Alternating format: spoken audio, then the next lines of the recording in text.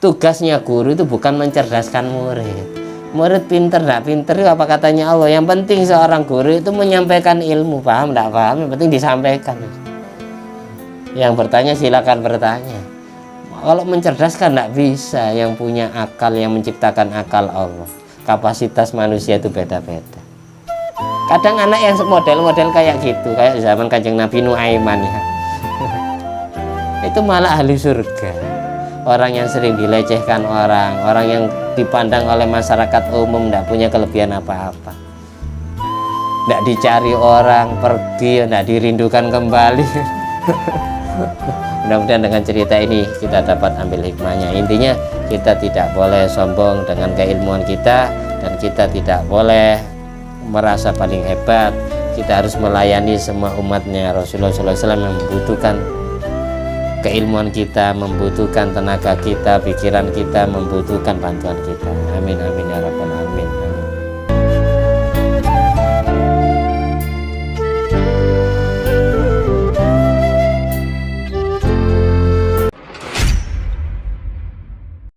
Assalamualaikum warahmatullahi wabarakatuh. Waalaikumsalam. Alhamdulillahirabbil alamin alladzi bi ni'mati tatimmus sholihat wa bi dzikri sulahai tatanazzalur rahmat wal barakat wassalatu wassalam ala sayyidis sadat sayyidina maulana Muhammadin qutbil qadat wa ala alihi wa ashabil anjumiz zahirat amma ba'du. Allahumma shalli ala ruhi sayyidina Muhammadin fil arwah wa ala jasadihi fil ajsad wa ala qabrihi fil kubur wa ala alihi washabihi wasallim. At-tahiyyatul mubarakatuh salawatut thayyibatu lillah. Assalamu alayka ayyuhan nabiyyu wa rahmatullahi wa barakatuh. Assalamu alayna wa ala ibadillahi sholihin. Asyhadu an la ilaha illallah wa asyhadu anna muhammadar rasulullah. Allahumma sholli ala sayyidina Muhammad wa ala ali sayyidina Muhammad kama shallaita ala sayyidina Ibrahim wa ala ali sayyidina Ibrahim wa barik ala sayyidina Muhammad wa ala ali sayyidina Muhammad kama barakta ala sayyidina Ibrahim wa ala ali sayyidina Ibrahim fil alamin innaka Hamidum Majid. Allahumma inna na'udzubika min ilmin la yanfa wa qalbin la yakhsha wa amalin la yurfa wa du'ain la yusma. Allahumma inna na'udzubika min azabil qabri, min azabin nari, wa min fitnatil mahya wal mamati, wa min fitnatil masihid dajjal. Ya Allah biha, ya Allah biha, ya Allah bi husnil khatimah. Allahumma sholli ala sayyidina Muhammadin wa ala ali sayyidina Muhammad ma'danil judi wal karam, mamba'il ilmi wal hilmi wal hikami, wa barik wa sallim. Di malam hari ini meneruskan bab as-su'al anil ilmi, pentingnya bertanya tentang ilmu kepada orang-orang yang kita anggap ngerti tentang ilmu. Yuhka diriwayatkan yang keempat, diceritakan anna ba'dhum, bahwa sebagian ulama hadhara majlisa Muhammad bin Al-Hasan, menghadiri majelis ilmunya Syekh Muhammad bin Al-Hasan. Ini murid daripada Imam Nu'man bin Sabit atau Abu Hanifah, pendiri madhab Hanafi. Jadi Imam Hanafi itu punya dua murid kesayangan yang beliau percayai. Yang pertama Imam Muhammad bin Hasan, yang kedua Syekh Abu Yusuf. Ini Muhammad bin Al-Hasan ini punya santri ngaji kepada beliau isrina sanatan, selama 20 tahun. Wa marratan, sesekali su'ila amma hafidhahu inda huduri fitil kalmuddah. Suatu saat ba'duhum, sebagian santri yang ngaji kepada Imam Muhammad bin Hasan selama 20 tahun, ditanyai tentang ilmu yang telah dia hafal ketika hadir di majelis ilmunya Syekh Muhammad bin Al-Hasan. Lalu sang santri menjawab, hafidtu, salah sata ahadis fakot.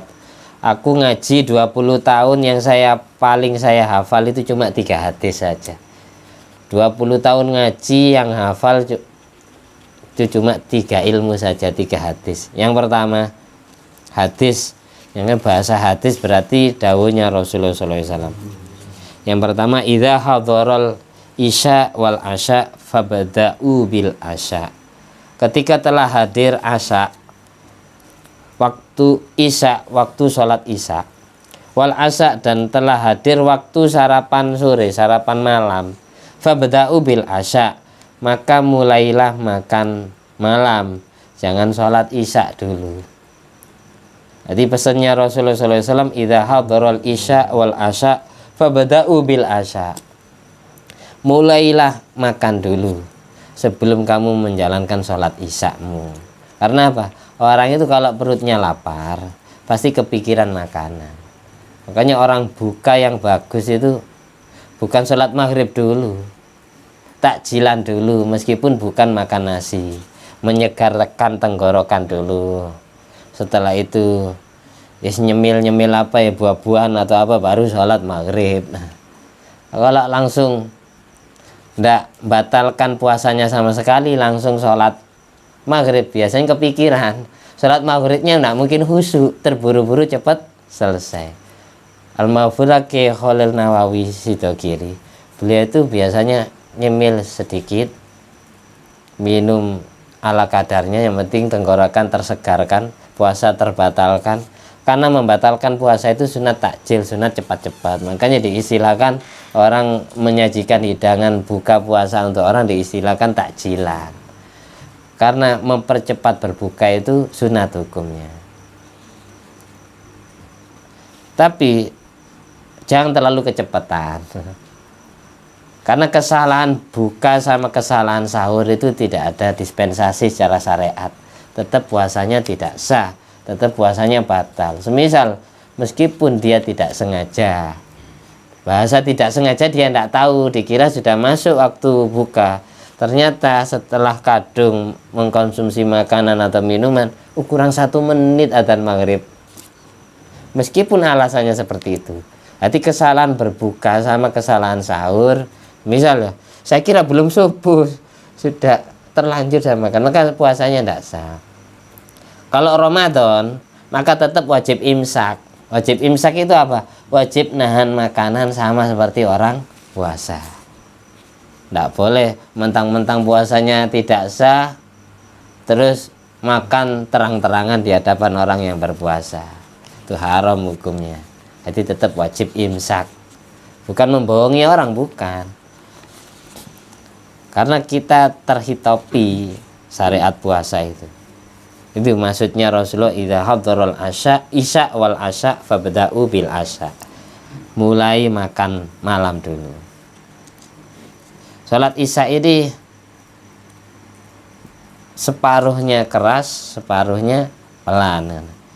Karena dulu kenapa kok mazhab Syafi'i tetap mensunatkan kalau salat isya itu keras, salat maghrib keras, salat subuh keras, sedang zuhur asar pelan, sama waktu tapi beda ketentuan. Jumat waktunya sama kayak zuhur tapi keras bacaannya.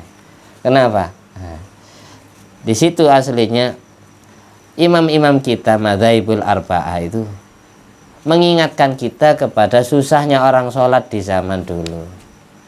Zaman Rasulullah SAW pertama kali menerima wahyu sholat itu pas bulan Rajab tanggal 27. Jadi bulan ini bulan ulang tahunnya sholat. Makanya kita yang sholatnya kurang-kurang, misal biasanya sholat sendiri, belajar di bulan Rajab ini jamaah. Yang dulunya sholat hanya sholat fardu, belajar ditambahi qobliyah ba'diyah, terutama yang sunat muakkad. Sunat muakkad itu 10 rakaat. 2 rakaat sebelum subuh, 2 rakaat sebelum zuhur, 2 rakaat sesudah zuhur, 2 rakaat setelah maghrib, 2 rakaat setelah isya. Totalnya 10 rakaat. Oleh karena itu ijtihadnya Sayyidina Umar Ibnul Khattab, Sayyidina Umar Al-Faruq berijtihad. Sholat tarawih itu 20 rakaat. Padahal Rasulullah SAW tidak pernah tarawih 20. Innallah ja'alal haqqa ala lisani Umar wa qalbi. Sesungguhnya Allah menjadikan kebenaran di lidahnya Umar bin Khattab dan hatinya. Hati firasatnya Sayyidina Umar itu banyak jitu.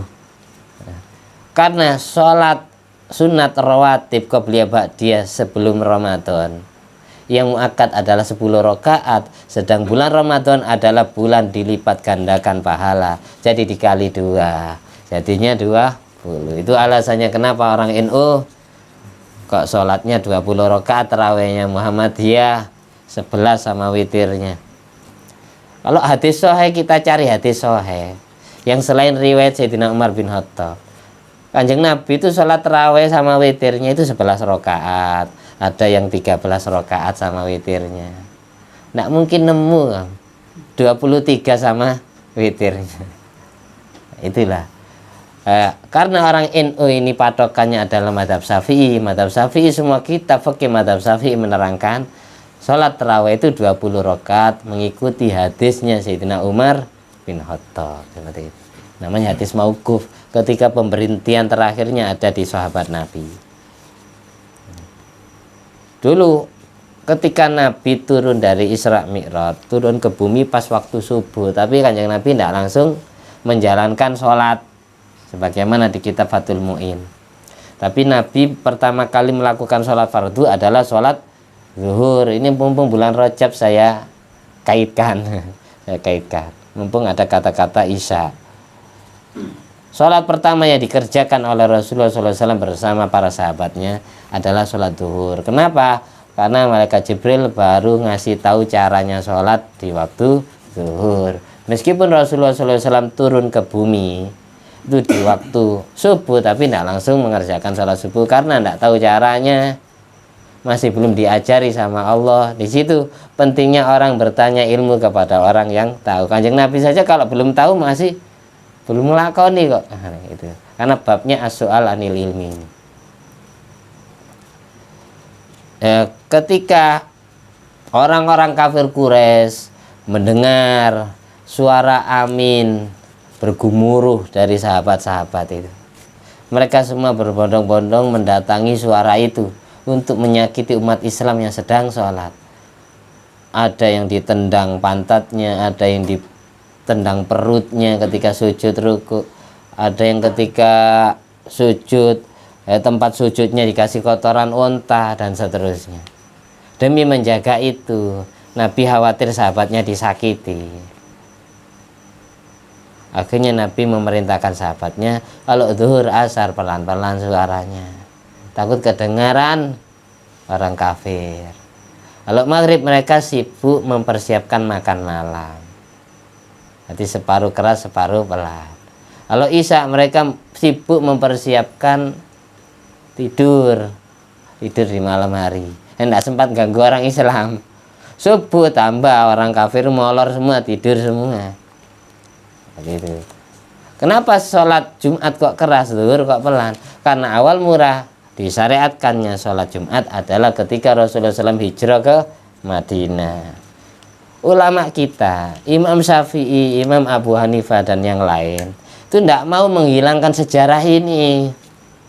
Jadi meskipun kita sholat aman-aman saja sekarang, kalau zuhur tetap pelan, asar pelan. Itu maksudnya biar terus mengenang sejarah itu, bagaimana susahnya orang Islam sholat. Awal mula orang Islam sholat ketika Kanjeng Nabi Muhammad SAW 12 tahun berdakwah di Mekah. Jadi 1 tahun sebelum hijrah ke Madinah, Rasulullah di Isra Mi'rajkan. Karena apa? Di tahun itu Kanjeng Nabi sedih, yang dikenang dengan dalam sejarah Amul Huzni, tahun duka cita, karena paman yang beliau cintai, paman yang membela dakwanya beliau meninggal dunia, yaitu Sayyidina Abu Thalib, ayahanda Sayyidina Ali bin Abi Thalib. Dan istri tercintanya juga wafat di tahun yang sama, yaitu Siti Khadijah Al-Kubra. 1 tahun sebelum hijrah, 12 tahun Kanjeng Nabi dan para sahabat belum sholat fardu. Baru 1 tahun sebelum pindah ke Madinah, umat Islam baru sholat. Dari situ kemudian gangguan orang kafir Quraisy semakin menjadi setelah mendengar berita Abu Thalib dan Siti Khadijah meninggal dunia. Kanjeng Nabi sedih. Untuk menghibur kesedihan Rasulullah SAW ini, kemudian Allah memerintahkan Rasulullah SAW agar menjemput perintah sholat ke langit. Biar Rasulullah melihat keindahan alam semesta yang Allah ciptakan, lihat bintang, lihat rembulan dan seterusnya, lihat surga dan seterusnya. Seperti itu singkat ceritanya. Itu yang saya sampaikan tadi. Itu saya kutip di kitab Nurul Dhalam karya Senawi Banten, mensarai kitab Aqidatul Awam. Setiap pondok, setiap madrasah belajar mata Aqidatul Awam.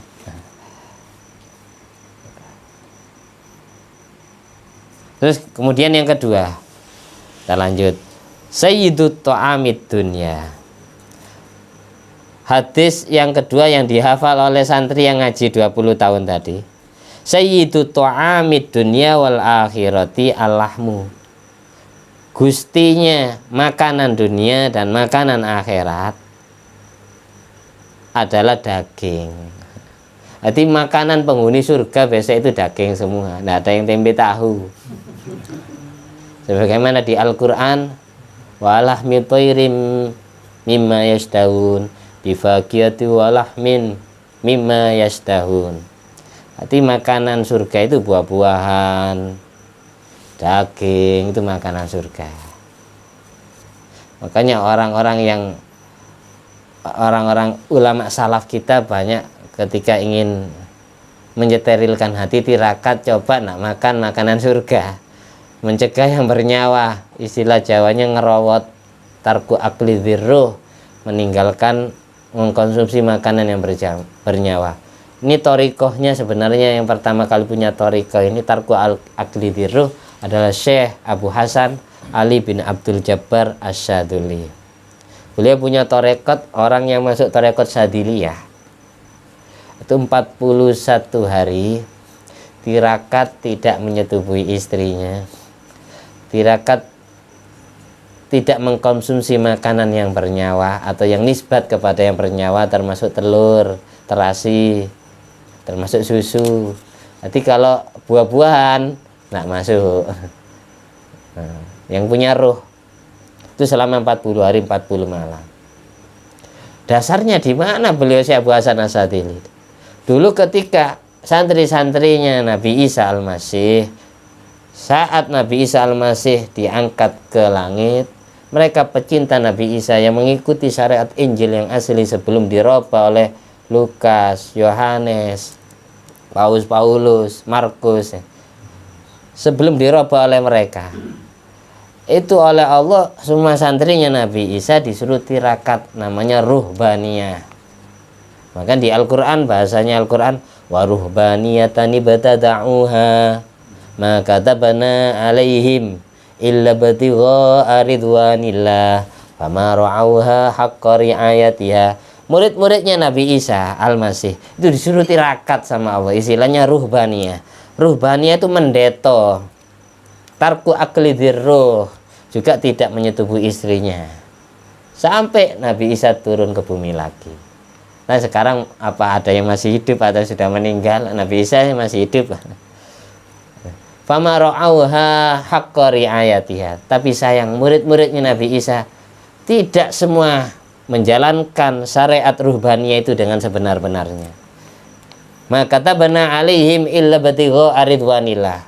Tidaklah aku menyuruh murid-murid Nabi Isa tirakat ruhbaniyah kecuali tujuannya hanya satu, mencari ridhonya Allah.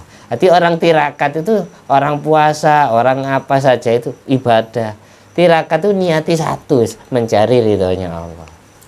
Nggak usah aneh-aneh, pingin sakti, pingin kebal dan seterusnya, pingin bisa nerawang kayak apa ya. Itu ajaran Al-Quran sebenarnya. Nggak ngawur sih Abu Hasan Al-Asyadili. Tahu sejarah beliau.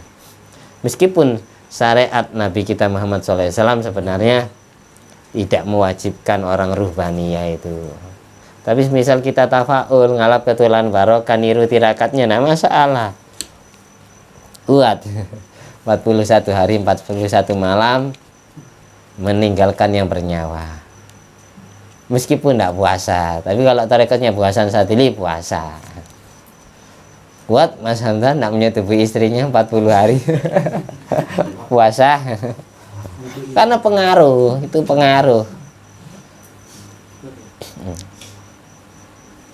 Itu makanan penghuni surga. Rajanya makanan dunia dan makanan akhirat adalah daging. Ini hadisnya hadis sahih semua ini. Hadis marfu. Marfu itu berarti hadis yang rentetan sanadnya pemberhentian terakhirnya ada di Rasulullah SAW. Kalau hadis yang pemberhentian terakhirnya di sahabat Nabi namanya hadis mauquf. Kalau pemberhentian terakhirnya di tabi'in muridnya sahabat ini namanya hadis maqtu. Gitu. Terus yang terakhir hadis yang ketiga yang dihafal dari Imam Muhammad bin Al-Hasan oleh santrinya yang ngaji 20 tahun tadi. Karena Rasulullah SAW yuhibbul hulwa wal asala. Rasulullah SAW seneng makanan yang manis-manis, entah itu permen, entah itu buah-buahan, pokoknya yang rasanya manis-manis. Makanya di kitab Ihya itu ahabbul fawakih ar-radba ilaihi sallallahu alaihi wasallam al-bittih wal inab. Makanan buah-buahan basah yang paling disukai oleh Rasulullah SAW adalah buah anggur sama buah semangka, al-bittih wal inab. Tapi kalau ikut torekonya Imam Ahmad bin Muhammad bin Hambal tidak berani makan semangka, karena beliau bukan tidak tahu kalau Nabi pernah makan semangka, tapi beliau tidak tahu caranya Nabi ngupas semangka. Dari saking waroknya Imam Ahmad bin Hambal sampai tidak mau mengkonsumsi semangka, bukan karena tidak pernah dengar Rasulullah pernah makan semangka, tapi tidak tahu caranya ngupas semangka versi Rasulullah. Kita mazhabnya Syafi'i. Imam Ghazali sangat menganjurkan mengkonsumsi semangka karena itu mengandung obat-obatan. Buah semangka sama buah anggur. Bahkan saya temukan di kitab Bajuri itu di bab nikah, obatnya penyakit judam. Obatnya penyakit judam, ngerti judam? Judam, orang yang kena judam biasanya wajahnya dan jari-jari tangannya itu kalau bulan-bulan tua itu menghitam, memerah, lama-lama menghitam, kemudian rontok. Dagingnya yang rontok, kerowak itu. Pernah bapak saya kan suka mandiin orang mati ya, hati Pak Mudin kepatian. Suatu saat ada orang meninggal itu kena penyakit judam itu. Kan ada hadis itu firro minal majdum firoroka minal asad. Larilah dari orang yang kena penyakit judam sama seperti larimu dari singa. Bapak saya nak memandikan terus dimusuhi oleh keluarganya mayit. Resikonya orang mandikan mayit, sama bapak suruh mandiin keluarganya saja karena nular. Judam itu kalau bahasa sekarangnya kusta atau lepra. Lepra itu masih belum jadi kusta ya. Masih apa istilahnya itu? Nah? Kalau HIV. Iya, geng elek itu. Kalau di kitab Ihya atau di kitab Bajuri ngutip daunnya Imam Ghazali, orang kena penyakit judam itu kata Imam Ghazali gara-gara si bapak menyetubuhi istrinya dalam keadaan haid. Itu kalau enggak bapaknya yang kena, anaknya yang kena. Na'udzubillah min dzalik. Jadi jangan menyetubuhi istrinya pada saat haid. Anaknya ini sperma itu bercampur dengan darah haid. Akhirnya jadinya anak ini anak yang kotor dagingnya, kotor tulangnya, kotor kulitnya, enggak sehat.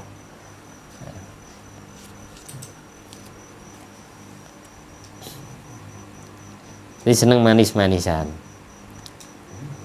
Wal asala, dan Nabi seneng madu. Seneng madu.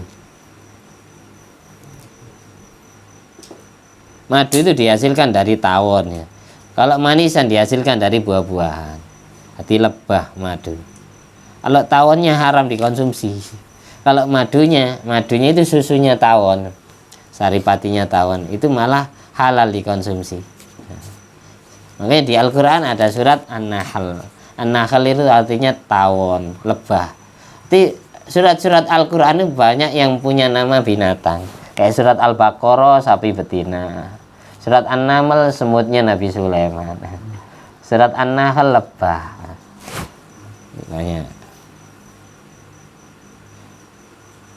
Terus kita merembet ke akikah. Selamatan walimah yang sunat dibumbui hulun, dibumbui manis, dilegikan, dimaniskan. Kalau bisa berlebihan tidak apa-apa. Itu adalah selamatan pengantin sama selamatan akikah, mengakikai anak kecil. Apa tafaulnya? Ngalap ketularan barokah biar akhlaknya wanita, akhlaknya istri itu manis. Ngalap ketularan barokah biar akhlaknya anak ini juga manis. Jadi bumbu selamatan pengantin, walimatul urus sama walimah akikah itu sunat dimaniskan. Biar apa itu akhlaknya juga manis, akhlaknya baik maksudnya. Di sini saya mengutip Al-Quran karena menyangkut dengan madu ya. Di firman-Nya Allah di surat An-Nahl itu, Allah berfirman, Allah mewahyukan di surat An-Nahl, wa uha rabbuka ilan nahli, Allah memerintahkan lebah, tawon itu diperintah oleh Allah, anittakhidhi minal jibali buyutan, agar tawon-tawon yang ada di dunia ini bertempat tinggal di gunung-gunung. Gunung-gunung dijadikan rumah mereka. Wa minasyajari, dan pepohonan agar dijadikan rumah mereka. Kalau nak mau tinggal di gunung, katanya Allah, kalian semua lebah tinggallah di pepohonan, jadikan rumah kalian. Wa mimma ya'rishun, atau dari tempat-tempat yang dibikin oleh manusia untuk jadi sarang lebah atau rumahnya tawon. Itu perintahnya Allah. Kita kan tidak dengar tawon itu ternyata punya telinga. Kita kan tidak tahu tawon itu memang disuruh tinggal di gunung, disuruh tinggal di pepohonan, disuruh tinggal di rumah-rumah yang dibuat oleh manusia yang punya sarang lebah. Summa kuli, katanya Allah. Summa kuli, ini Allah berfirman, Allah memerintahkan kepada tawon, lebah, summa kuli min kulli samarot, kemudian konsumsilah buah-buahan. Jadi madu itu dari saripati buah-buahan yang dikonsumsi oleh lebah, oleh tawon. Summa kuli min kulli samarot fasluki subula rabbiki, ikuti jalan, masuki jalan-jalan yang dibuat oleh Tuhanmu. Zululah, dalam keadaan tunduk, nurut.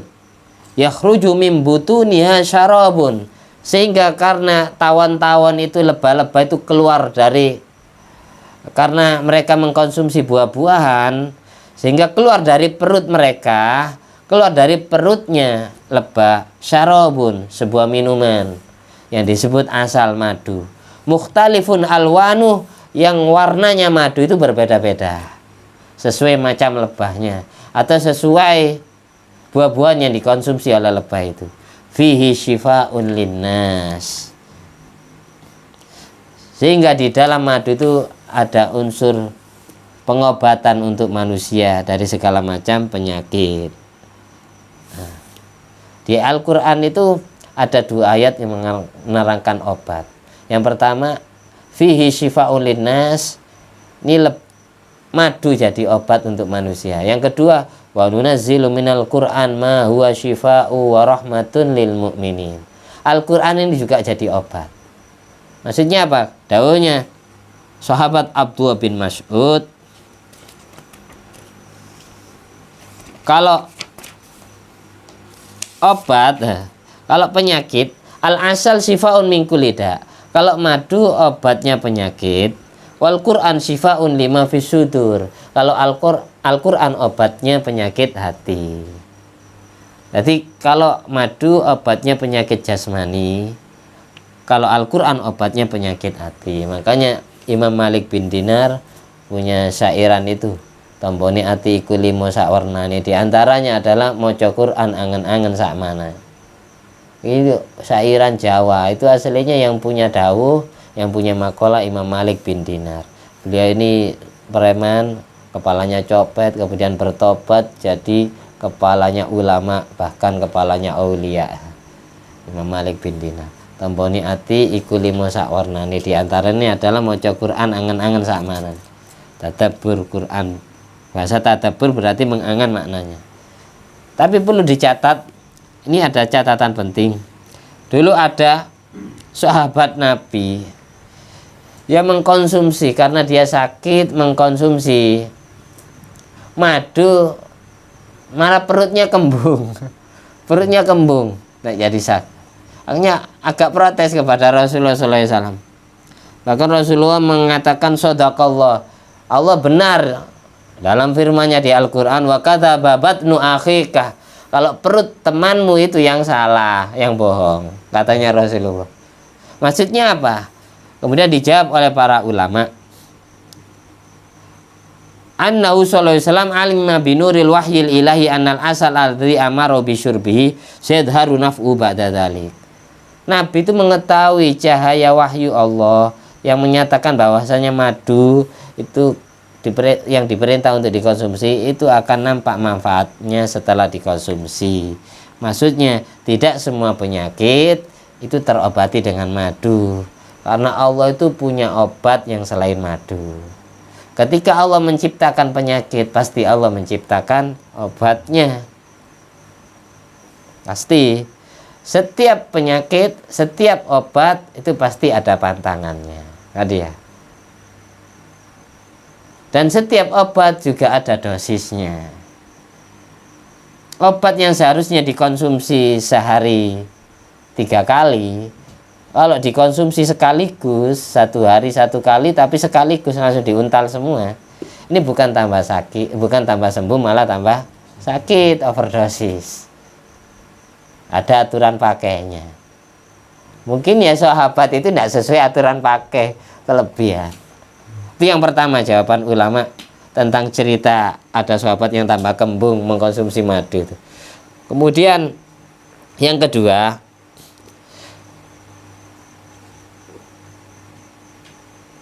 madu itu yaduru bi ashabi sofro, sangat berbahaya ketika dikonsumsi oleh orang yang menderita penyakit kuning, hepatitis, atau menderita penyakit empedu, penyakit hati, penyakit limpa, penyakit jantung. Itu bahaya mengkonsumsi madu, tambah kembung.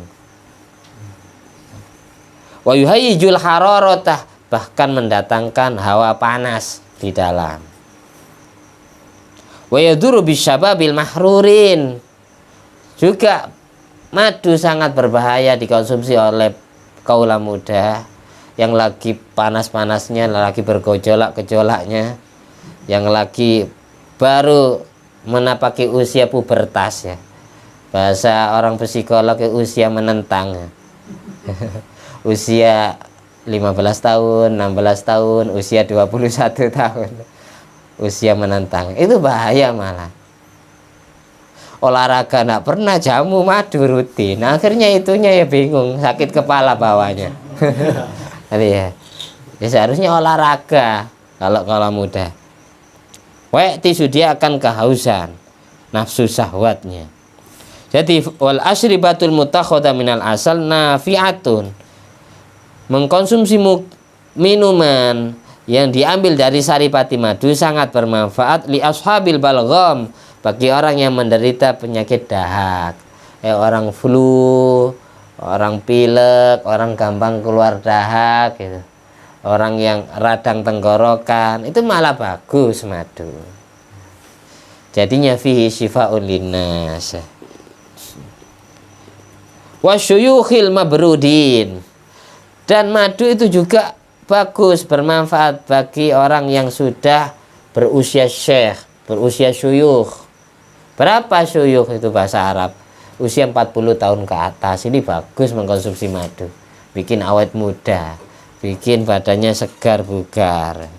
Wa manafi'u katsiratun jiddan, manfaatnya sangat banyak. Sebagaimana Al-Quran juga jadi obat, syifaun min amrodi syirki, obat dari penyakit syirik, wal jahalas obat dari penyakit kebodohan, wadhalal, dan obat dari penyakit kesesatan. Nah, seperti itu. Terlanjut ya, terakhir karena sudah malam. Ini tidak usah lama-lama ngajinya. Cuma saya mengutip sedikit ayat Quran tadi, menyangkut dengan madu. Kalau di kitabnya Imam Jalaluddin As-Suyuti, beliau punya kitab yang menerangkan tentang ilmu kedokteran. Ini pengarang kitab tafsir Jalalain. Nama kitabnya Ar-Rahmah fit Tib wal Hikmah, kasih sayang di dalam ilmu kedokteran dan ilmu pengobatan. Ilmu hikmah, ilmu supranatural, ilmu metafisika. Nah, jadi menerangkan tentang pengobatan secara medis dan pengobatan secara non medis. Itu diterangkan dalam kitab itu. Saya punya 2 kitabnya. Jadi rata-rata setelah diteliti, kenapa umat Islam, terutama yang di Indonesia, tidak maju ilmu kedokteran? Karena dulu pada saat perang salib, kitab-kitab kedokteran orang Islam dicuri oleh orang non Muslim, sehingga mereka bisa menciptakan obat, meracik obat-obatan sendiri, kemudian dijual ke orang Islam. Jadi yang buat obat tidak baca bismillah, yang sakit yang minum obat baca bismillahirrahmanirrahim.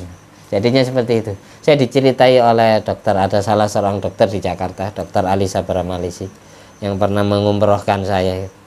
Mudah-mudahan beliau sehat, panjang umur.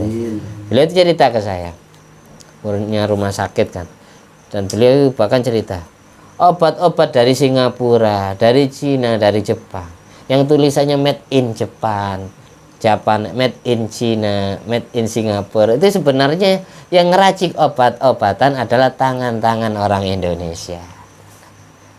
Karena apa kok dokter-dokter Indonesia yang ada di negara sana mau pulang kampung ke tanah airnya sendiri? Karena setelah pulang ya tidak jadi apa-apa di sini, tidak difasilitasi dan tidak dimanfaatkan tenaganya oleh pemerintahnya, sehingga mereka tidak berani pulang kampung. Gajinya mahal di sana. Karena di Indonesia UMR-nya Jakarta 5 juta, UMR-nya Jawa Timur 3 juta. Kalau di sana 30 juta satu bulan. Ada yang 50 juta. Jadi tidak berani pulang kampung. Sudah merasa nyaman dengan uang banyak. Jadi tidak ada jiwa nasionalisme, tidak cinta tanah air. Mereka setelah jadi obatnya bukan made in Indonesia. Kayak gitu. Paling yang made in Indonesia apa? Gula Jawa. Pak, gula Jawa. Rumput saja rumput Jepang kan ya. Punyanya orang Jepang. Linggis ya, linggis londo kan ya, punyanya orang Belanda. Jambu Bangkok, punyanya orang Bangkok. Bangkok mana? Thailand. Thailandnya Caklan. Thailand. Indonesia kebagiannya gitu-gitu. Gula Jawa apa mana? Gula patok. Beras kencur ya. Kalau enggak guyonan ngantuk, ini hampir selesai ini. Makanya dikasih guyonan. Jadi dalam ini menyangkut dengan madu. Madu itu bisa jadi obat kalau dicampur sama itu, bisa jadi kekuatan. Sama bawang merah itu kalau dicampur dengan madu malah menyehatkan, menghilangkan segala macam penyakit yang ada di dalam tubuh. Nah, gitu. Terutama penyakit-penyakit yang pusar ke bawah, kayak penyakit hernia, penyakit ginjal, penyakit hipotensi, tidak berdiri itunya hipotensi. Hernia itu pentolannya itu, telur-telurnya itu yang membengkak, itu hernia. Itu bagus. Jadi apa itu, bawang merah dicampur dengan madu, itu jadi obat penyakit pusar ke bawah, daerah pusar ke bawah. Lanjut cerita Kak yang terakhir, kana ya jelisu ila Abi Yusuf. Ini baru tadi disindir ya. Ternyata ada murid keduanya Abu Hanifah yang bernama Imam Abu Yusuf. Rajulun fayutilus sumta. Ada salah seorang pria ngaji kepada Syekh Abu Yusuf, bukan Yusuf yang ini, Syekh Abu Yusuf. Dia orangnya jarang bicara, no comment. Jadi kalau ngaji diem aja, nggak pernah tanya, nggak pernah apa. Faqala lahu Abu Yusuf. Akhirnya si Abu Yusuf ini bilang, kamu setiap saya nerangkan ilmu kok diem aja, ala tatakalam. Kenapa kamu nggak pernah ngomong, nggak pernah tanya? Kenapa? Apa kamu nggak bertanya ini karena sudah paham? Apa kamu tidak bertanya ini, tidak berani ngomong ini karena malu yang mau bertanya? Ala tatakalam, katanya si Abu Yusuf. Faqala, akhirnya pria itu, santri itu jawab, bala nggih, iya. Akhirnya karena ditanya, ya akhirnya dia berani bertanya. Silakan bertanya. Mata yuftirus shaim. Ternyata laki-laki ini memang bebel, orangnya itu memang IQ-nya di bawah rata-rata. Yang ditanyakan seharusnya tidak perlu ditanyakan. Bahkan murid-murid yang lain ini paham dari pertanyaannya. Ketika disuruh ngomong, suruh bertanya, ternyata pertanyaannya gini, mata yuftirus shaim. Kapan orang puasa itu boleh membatalkan puasanya? Itu pertanyaannya. Padahal hampir setiap umat Islam tahu boleh berbuka itu ketika adzan maghrib. Ini dari saking bebelnya, dari saking bloonnya, dari saking bodohnya. Santri ini yang ditanyakan seharusnya tidak perlu ditanyakan karena umum ilmu ini. Pertanyaannya gitu, mata yuftirus shaim. Kapan orang puasa itu boleh berbuka? Akhirnya faqala Abu Yusuf ini tidak tertawa beliau. Tidak senyum, tidak melecehkan santrinya. Beliau menjawab, idza ghabatis syamsu. Ketika matahari sudah terbenam, ketika terdengar adzan maghrib. Faqala, lalu pria ini bertanya lagi kepada Syekh Abu Yusuf, fa ilam taghib ila nisfil laili. Kalau ternyata matahari tidak terbenam sampai jam 12 malam gimana? Ada matahari tidak terbenam sampai jam 12 malam. Dengan terbenamnya masuk waktu malam. Kan ya? Pertanyaannya seharusnya tidak perlu ditanyakan. Sangat bodoh memang, sangat bebel. Murid yang satu ini setiap hari diamnya ternyata tidak paham. Bukan karena kecerdasan, bukan karena malu bertanya, memang bebel. Pertanyaan tidak perlu ditanya. Pertanyaan yang kedua gini, kalau memang orang buka itu boleh berbuka itu ketika terbenamnya matahari, lalu semisal matahari tidak terbenam sampai jam 12 malam gimana? Sampai separuh malam. Akhirnya fadhahika Abu Yusuf mesem, tertawa beliau. Wa qala asabata fi sumtika. Kamu benar-benar orang yang jujur di dalam diammu. Wa akhtatu ana fi istid'a'i nutqika. Dan saya bersalah, sangat bersalah memaksa kamu berbicara, katanya beliau. Gak ngono ndak tak ngomong le. Sangat kasihan beliau ini, terharu kepada anak ini. Ternyata nih, makanya tugasnya guru itu bukan mencerdaskan murid. Murid pinter ndak pinter itu apa katanya Allah. Yang penting seorang guru itu menyampaikan ilmu, paham ndak paham, yang penting disampaikan. Yang bertanya silakan bertanya. Kalau mencerdaskan ndak bisa, yang punya akal, yang menciptakan akal Allah. Kapasitas manusia itu beda-beda. Kadang anak yang model-model kayak gitu, kayak zaman Kanjeng Nabi Nuaiman ya. Itu malah ahli surga. Orang yang sering dilecehkan orang yang dipandang oleh masyarakat umum tidak punya kelebihan apa-apa. Tidak dicari orang, pergi, tidak dirindukan kembali. Mudah-mudahan dengan cerita ini kita dapat ambil hikmahnya. Intinya kita tidak boleh sombong dengan keilmuan kita, dan kita tidak boleh merasa paling hebat. Kita harus melayani semua umatnya Rasulullah SAW yang membutuhkan keilmuan kita membutuhkan tenaga kita, pikiran kita membutuhkan bantuan kita. Amin amin ya rabbal alamin. Amin. Untuk pertemuan berikutnya babnya ma yu'inu alal hifdi. Resep orang biar kuat hafal. Sekian dari kami. Kita tutup dengan doa. Allahumma sholli ala sayyidina Muhammad wa ala ali sayyidina Muhammad. Rabbana anfa'na bima 'allamtana. Rabbi 'allimna alladzi yanfa'una. Rabbi faqihna wa faqih ahlana wa qarabatin wa ashabin lana fi dinina. Ya Allah, jadikanlah semua ilmu kami menjadi ilmu yang bermanfaat dan barokah.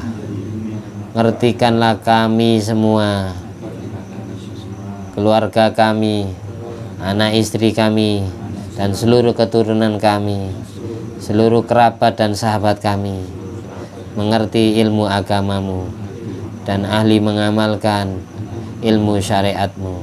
Selamatkanlah kami semua, dunia sampai akhirat. Bahagiakan kami semua, dunia sampai akhirat. Kumpulkan kami semua di surgamu bersama Nabi Muhammad SAW. Amin amin ya rabbal alamin.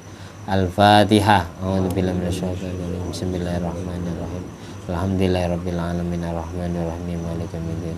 Iyyaka na'budu wa iyyaka nasta'in ihdinas siratal mustaqim siratal ladzina an'amta 'alaihim ghairil maghdubi 'alaihim waladdallin. Amin. Alhamdulillah alladzi at'amani hadzal ilma wa razaqanihi min ghairi haulin minni wala quwwatin.